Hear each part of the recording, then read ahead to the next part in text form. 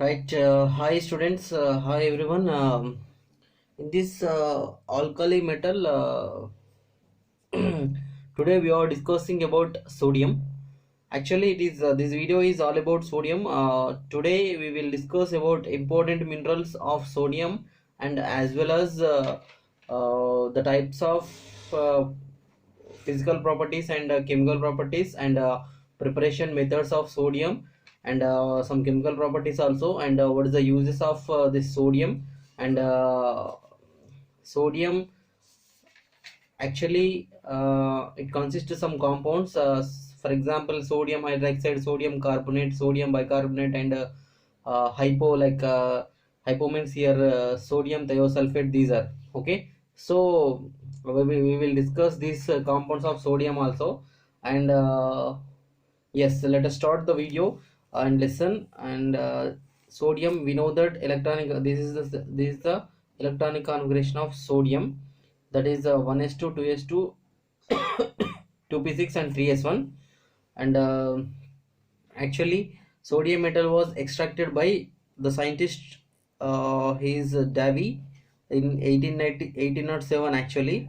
So this Davy is extracted sodium by electrolysis. In electrolysis, sodium metal deposited at cathode or anode. Definitely it is cathode, because cations are moves towards cathode and anions are move towards anode. So that's why the sodium metal, the sodium metal is definitely deposited at a cathode, isn't it? So so this is the simple introduction of sodium. But here, in intense point of view, we need to know about ores of sodium. Ores means here nothing but important minerals of sodium. So important minerals of sodium means, actually we know that some compounds like NaCl is the mineral of sodium. Okay, this NaCl is known as sodium chloride and sea salt and as well as rock salt, we know that, and borax. Some compounds are actually we know that, but we have to know some extra minerals also. Now let us start with well-known salt, that is rock salt, or we can call as sea salt, because the sea is producing the salt, so that is called NaCl. Okay, and the important the important mineral is borax, and it is called as tincol also. So here tincol formula is, we know that Na2B4O7 10H2O, isn't it? So it is a hydrated salt, it consists of 10 water molecules. The formula is Na2B4O7. That this is very very important mineral, that is borax, isn't it? So borax or tincol is Na2B4O7 10H2O. So next mineral is nothing but Glauber salt. Glauber salt. Do you know about Glauber salt? Glauber salt means same formula like Na2SO4, same water molecules, that is 10H2O. Na2SO4 10H2O is a Glauber salt. Next is cryolite. Actually we know that cryolite, but formula is here, chemical formula is Na3Alf6. Okay, if you want to know structures, just search in Google box, so you will get structures also. And next mineral is soda feldspar. Soda feldspar formula is like NaAlSi3O8, and as well as um, next is sodalum. Yes, sodalum. Sodalum formula is Na2SO4 Al2SO4 taken thrice 24 H2O. Na2SO4 Al2SO, Na2SO4 Al2SO4 taken thrice 24 H2O is a sodalum. And next one is chili saltpeter. Chili saltpeter is the formula of chili saltpeter is NaNO3, and the next mineral is mirabilite. Mirabilite formula is Na2SO4, and next is natron. Natron means nothing but sodium carbonate with 10H2O is called natron. Okay. Rock salt or sea salt, that is NaCl. Borax or tin coal, it is called Na2B4O7 10H2 O7 10H2O. And glauber salt is Na2SO4 10H2O. And cryolite is Na3AlF6. Soda field spar is NaAlSi3O8. and soda alarm is Na2SO4 Al2SO4 taken thrice 24H2O. And as well as chili saltpeter means NaNO3. Mirabilite is Na2SO4. Natron is sodium carbonate, that is Na2CO3 10H2O is called this important minerals of sodium, isn't it? These important minerals of sodiums are very very important in point of entrance also.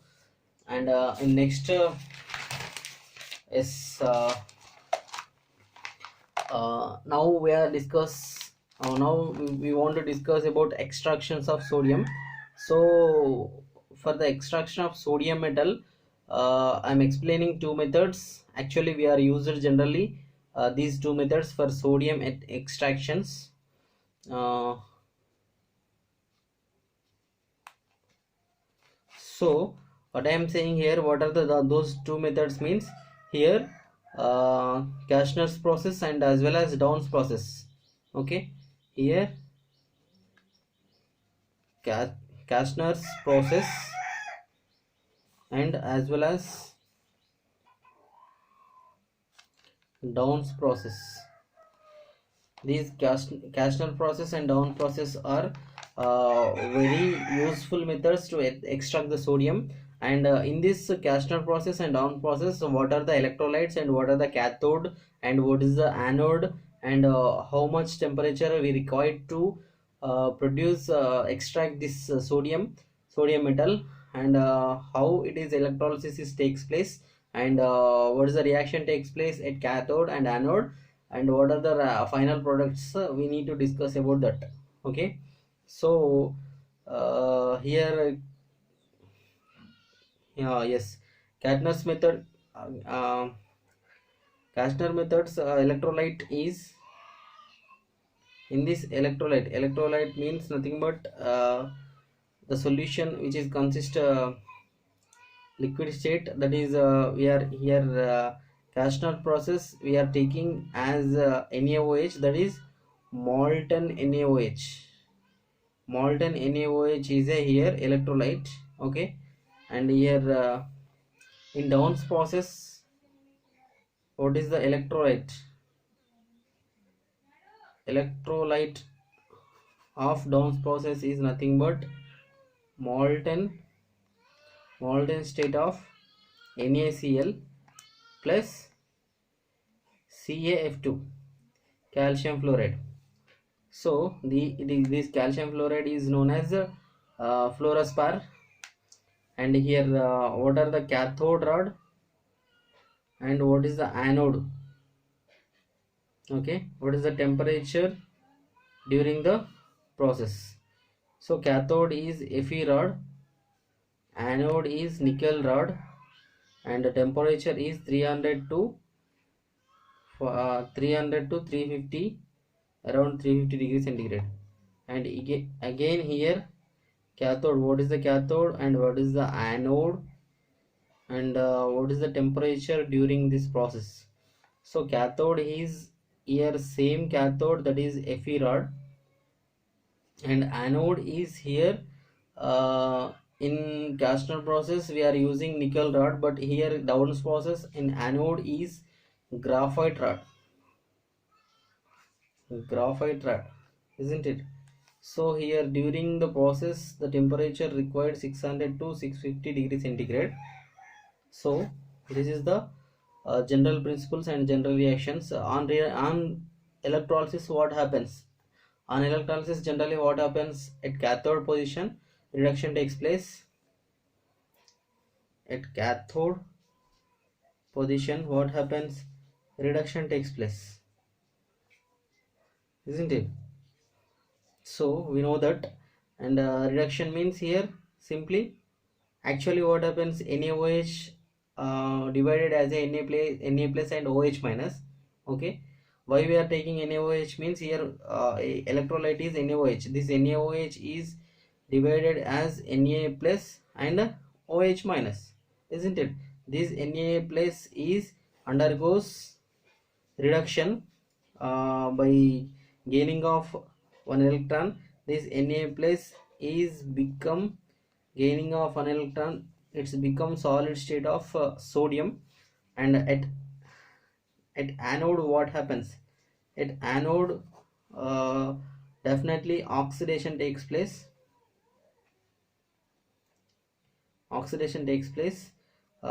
This OH minus undergoes oxidation, like 4 OH minus molecules become 2 H2O and O2. It liberates O2 gas and as well as 4 electrons, it releasing electrons, so it is a oxidation. And again this H2O, what happens? H2O undergoes the uh, ionization, like H plus and OH minus. This H plus, what happens here? 2 H pluses are gains 2 electrons and it liberates H2 gas. So finally we got at cathode sodium, at anode it liberates oxygen and as well as hydrogen. Okay, so yes,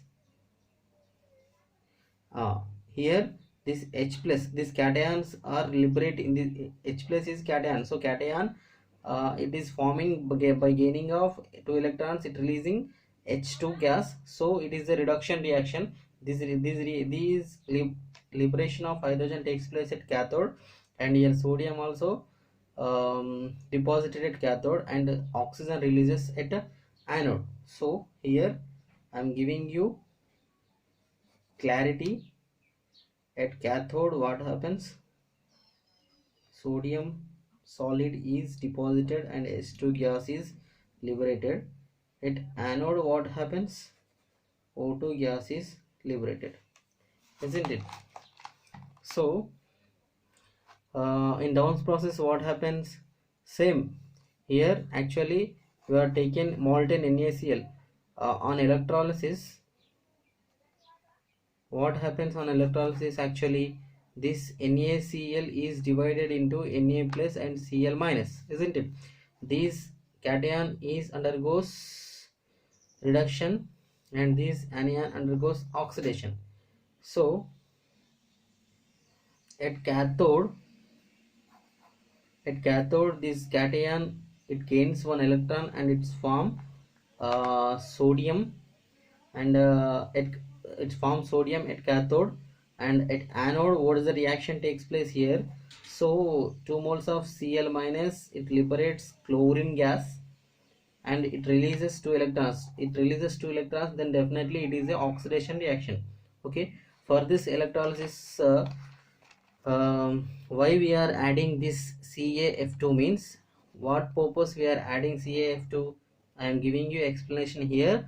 This CaF2 calcium fluoride or fluorospar. Okay, this fluorospar is CaF2 is added to reduce molten temperature of NaCl. It actually, what purpose we are using this CaF2 means, it reduces molten temperature of NaCl. That's why we are using fluorospar or calcium fluoride. And if electrolysis carried out above 800 degrees centigrade, what happens? Actually, if electrolysis carried out above 800 degrees centigrade, actually we are using 600 to 650 temperature only. if it is carried out above 800 temperature, 800 degrees centigrade temperature, what happens actually?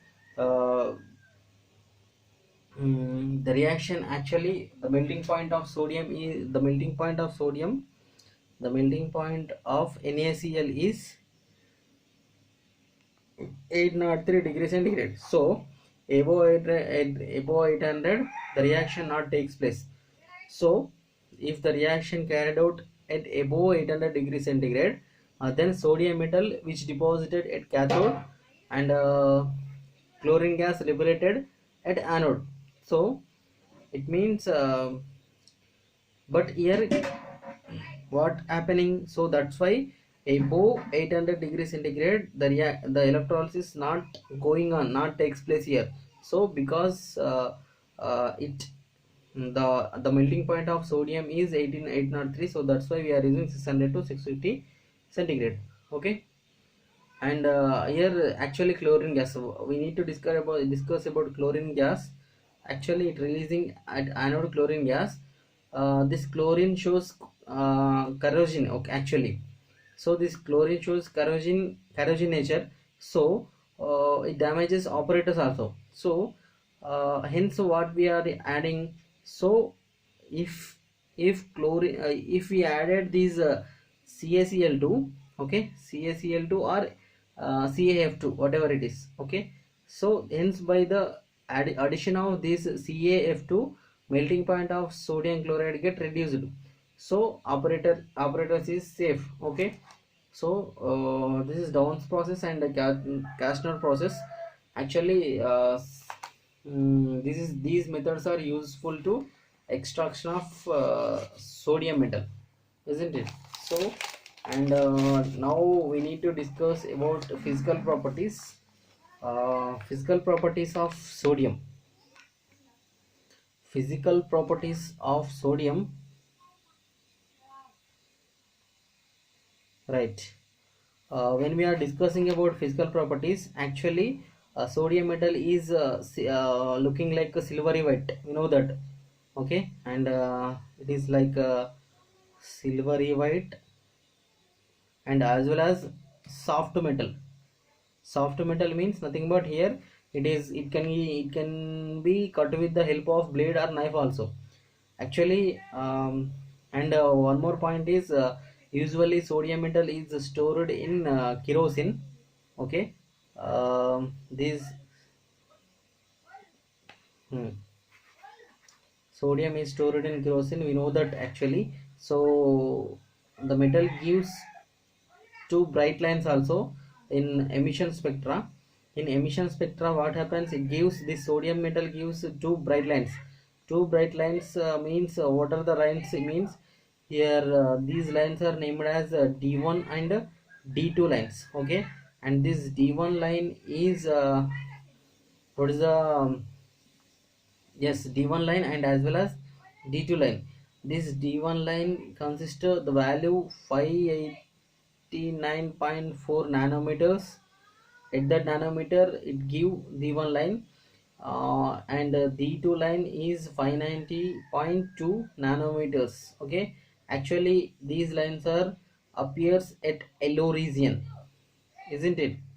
So what I am saying here, sodium metal gives two bright lines in emission spectra in yellow region. Okay, these are the physical properties of sodium. And next one is chemical properties.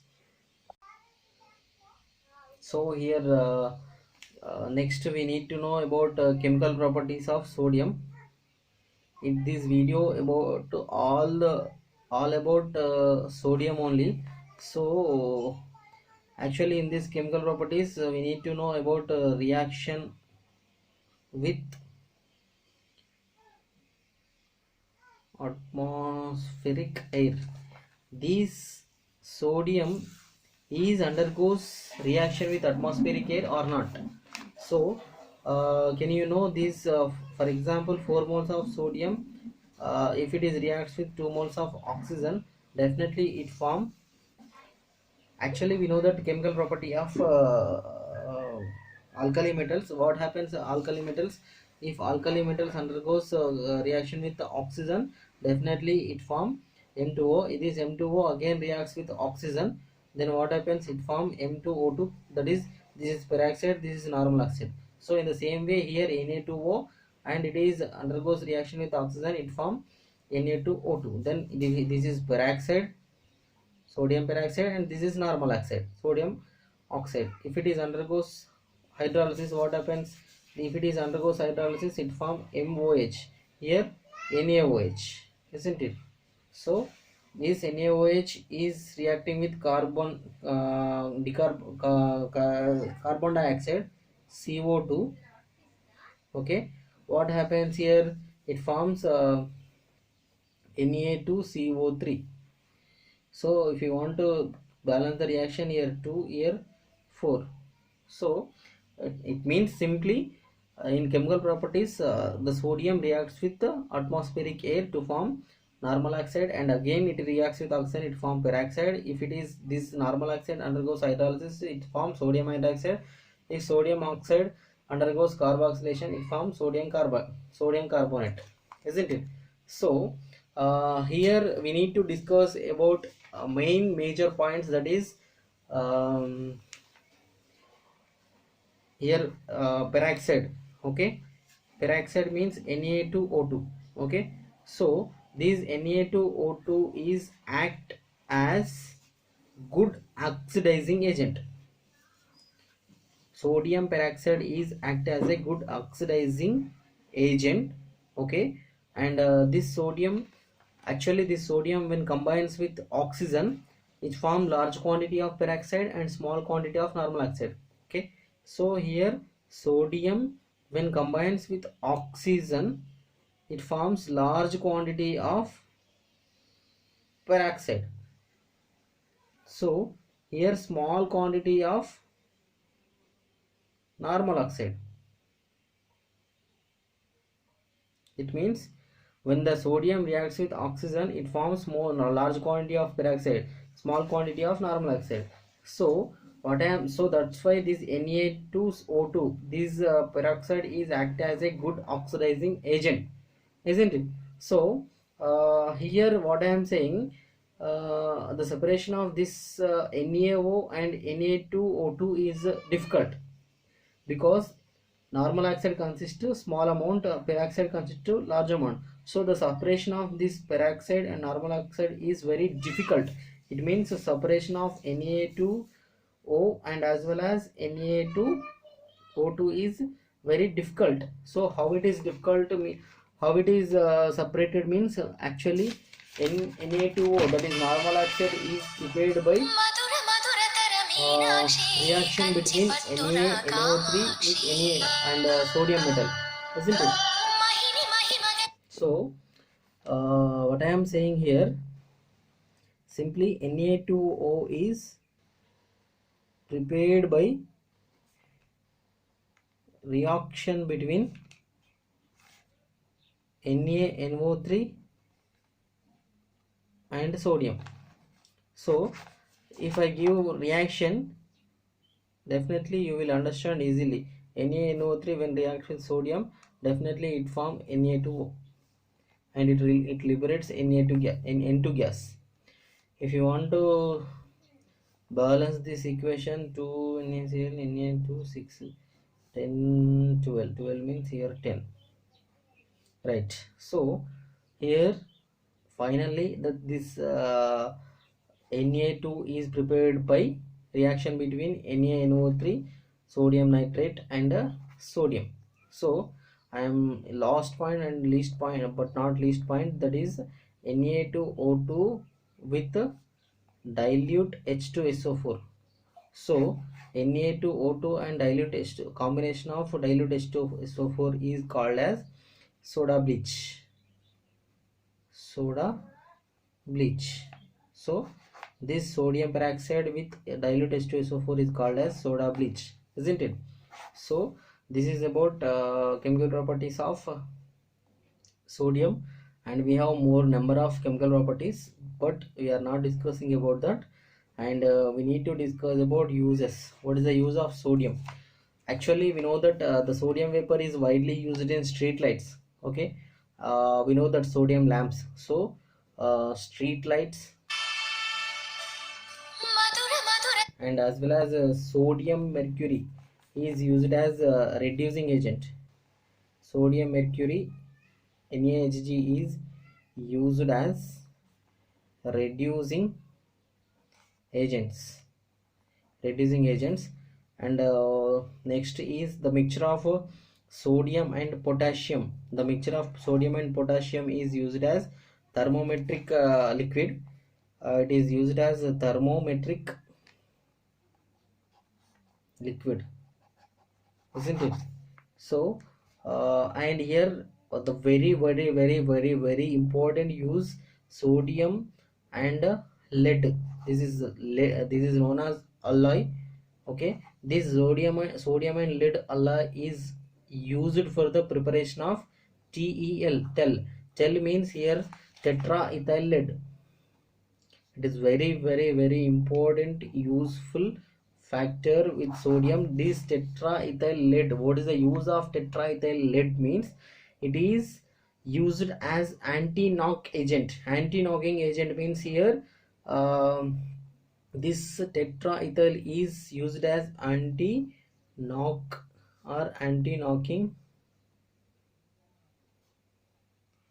or anti-knock agent. So this anti-knock agent means nothing but it reduces volatility of petrol. It reduce volatility of petrol, isn't it? So this sodium and lead alloy is used for the preparation of tetraethyl lead, and it is used as anti-knock agent. Anti-knocking agent means nothing but it reduces volatility of petrol. So this is the uses of sodium, and next we need to know about compounds of sodium. So next video I will discuss about compounds of sodium. Thank you.